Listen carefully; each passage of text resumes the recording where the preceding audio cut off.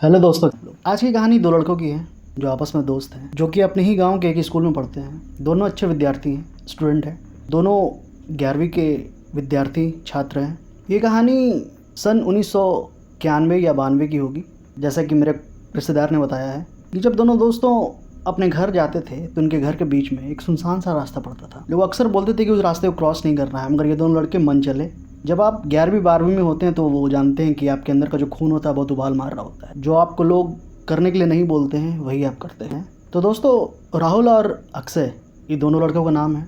तो एक बार की बात है, ये स्कूल से शाम को स्कूल छुट्टी हो गई थी। ये खेल के लगभग शाम के 6 या 7 बजे के आसपास अपने घर के लिए निकल पड़ते हैं। रास्ते में एक सुनसान सड़क आती है जहाँ इनके बड़े ने बोल रखा है इस रास्ते से क्रॉस मत करना, डेंजरस है। मतलब इधर कोई ऊपरी शक्ति है या ऐसा कुछ, लोग गांव वाले ये सब मानते हैं। तो राहुल ने बोला कि अक्षय चल आज इस रास्ते से चलते हैं। तो अक्षय ने मना किया, नहीं हमारे बड़ों ने मना किया है कि इस रास्ते से नहीं जाना है। मगर फिर भी राहुल बहुत ही ज़िद्दी लड़का था, ज़िद्दी और बेवकूफ़, इसको बेवकूफ़ी बोलते हैं। जब आपको पता है कि उस रास्ते में कुछ ना कुछ है, ऊपरी शक्ति, ऐसा वैसा कुछ, तो आप उस रास्ते में क्यों जाएंगे। राहुल माना नहीं अक्षय की बात और वो रास्ते में चल पड़ा। चलते चलते वहाँ पे एक जामुन का पेड़ था। तो अक्षय को लगा कि वहाँ पे कोई खड़ा है।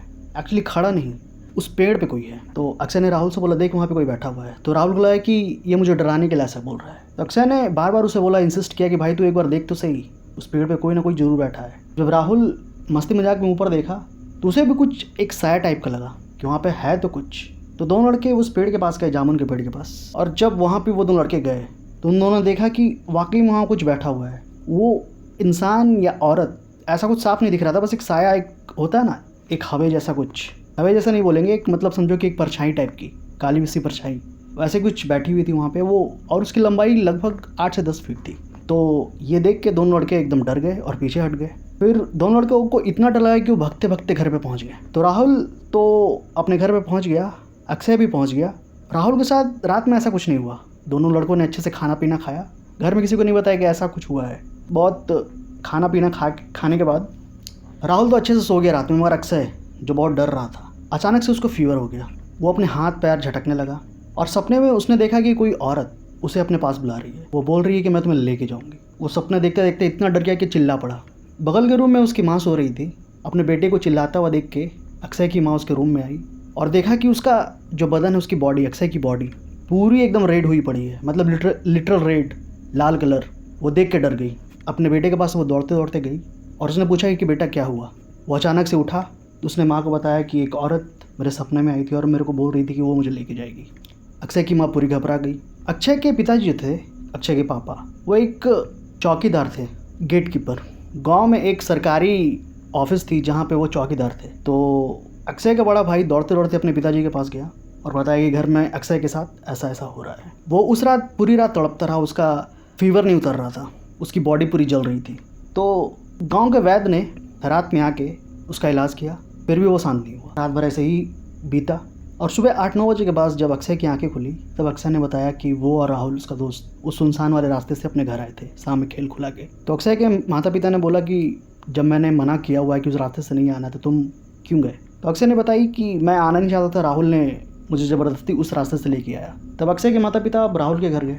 राहुल के घर जाने के बाद फिर राहुल ने भी बताया कि हाँ ऐसा कुछ हुआ था, हमने वहाँ पे परछाई देखी थी। फिर गांव के एक पंडित ने, एक पुजारी, जब ये बात सुनी, गांव का माहौल है और सबको पता चल जाता है कि मतलब कि एक के घर में क्या हो रहा है। तो जब पुजारी जी के कान में ये खबर उड़ती उड़ती पहुंची कि फलाने के बच्चे को ऐसा हो रहा है कुछ, तो फिर पुजारी जी दौड़ते दौड़ते उस घर पे पहुंचे। आप जानते हैं कि गाँव का माहौल कैसा रहता है, एक दूसरे के सुख दुख में दोनों शामिल होते हैं, मतलब जितने भी गाँव वाले हैं। तो पुजारी जी पहुँचे।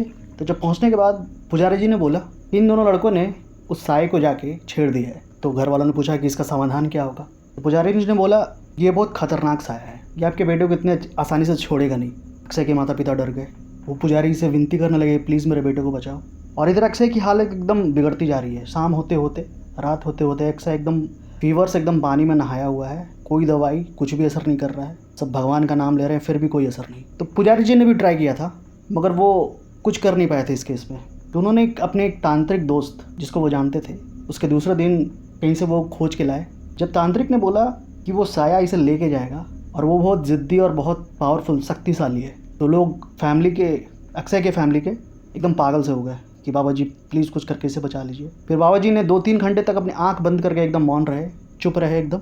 उसके बाद 2-3 घंटे बाद जब उनका आँख खुला, बल्कि एक उपाय हो सकता है, वो शमशान घाट गए अक्षय को लेके। फिर उन्होंने बहुत ज़्यादा विधि की वहाँ पे। जब विधि हो रही तो अक्षय एकदम इधर से उधर ज़मीन पे ही गुलाटियाँ मार रहा था और वो चिल्ला रहा था एक औरत के वॉइस में कि मैं इसे लेके जाऊँगी, मैं इसे लेके जाऊँगी, मैं इसे लेके जाऊँगी, तुम कुछ भी कर लो। तांत्रिक को गालियाँ दे रही थी, मगर वो जो तांत्रिक थे बहुत पहुँचे हुए एकदम परम ज्ञानी तांत्रिक थे। उन्होंने 8-10 घंटे तक लगातार मंत्र पढ़े और वो 8-10 घंटे तक कंटिन्यूसली अक्षय की बॉडी ज़मीन पे एकदम मछली की तरह तिलमिलाती रही। जब 8-10 घंटे के बाद जब पूजा शमशान में बैठ के कंप्लीट हुई, तब अक्षय 2 घंटे के लिए बेहोश हुआ। और हाँ, एक टाइम तो 2-3 मिनट के लिए वो सांस भी नहीं ले रहा था। फिर उसके छाती पे हाथ लोगों ने प्रेस किया या कुछ भी किया होगा उस समय, मतलब कि किसी भी तरीके से अक्षय की मतलब कि हिला डुला के, जैसे भी CPR जो भी हो, इतनी डिटेल्स नहीं है मेरे पास, मगर कुछ करके उसकी सांसें वापस 2-3 मिनट में आ गई थी, पता नहीं कैसे। जब 2-3 घंटे बाद वो उठा तो एकदम निढाल सा, अब उसके अंदर से वो जो साया था वो जा चुका था लिटरली। वो घर पे आया और बेहोश हो गया। तो लोगों को लगा कि ये जो पूजा हुई वो असफल हो गई है, मगर ऐसा नहीं था। वो बेहोश इसलिए हुआ था क्योंकि जब से वो फीवर था, जब से उस पर चढ़ी थी वो चुड़ैल, तब से उसने कुछ खाया नहीं था और उसके अंदर बहुत ज़्यादा, बॉडी के अंदर बहुत ज़्यादा कमज़ोरी थी। तो दोस्तों, जब हमारे बड़े बूढ़े हमें कुछ बोलते हैं कि इस रास्ते में बहुत खतरा है, तो उस रास्ते में नहीं जाने का, वो बेवकूफ़ी है। मत जाओ उधर। तुम्हें क्यों टेस्ट करना है कि उधर भूत हैं कि नहीं है? अगर हैं, मिल गए तो, जैसे इन्हें मिल गए थे अक्षय को। तो दोस्तों, ये सब आप बिलीव करते हो या नहीं करते हो? अगर आप बिलीव नहीं भी करते हो तो उस रास्ते में जाना ही क्यों जहाँ पे लोगों ने मना कर रखा है? मिल गए तो फिर अक्षय जैसी हालत हो जाएगी आपकी भी। तो दोस्तों, ये थी आज की कहानी। आशा करता हूँ कि आप लोगों को ये कहानी अच्छी लगी होगी। अगर अच्छी लगी तो इस वीडियो को लाइक करें, शेयर करें और कमेंट करें। Thank you so much. अब मिलते हैं दूसरी कहानी में। अपना ख्याल रखना। बाय।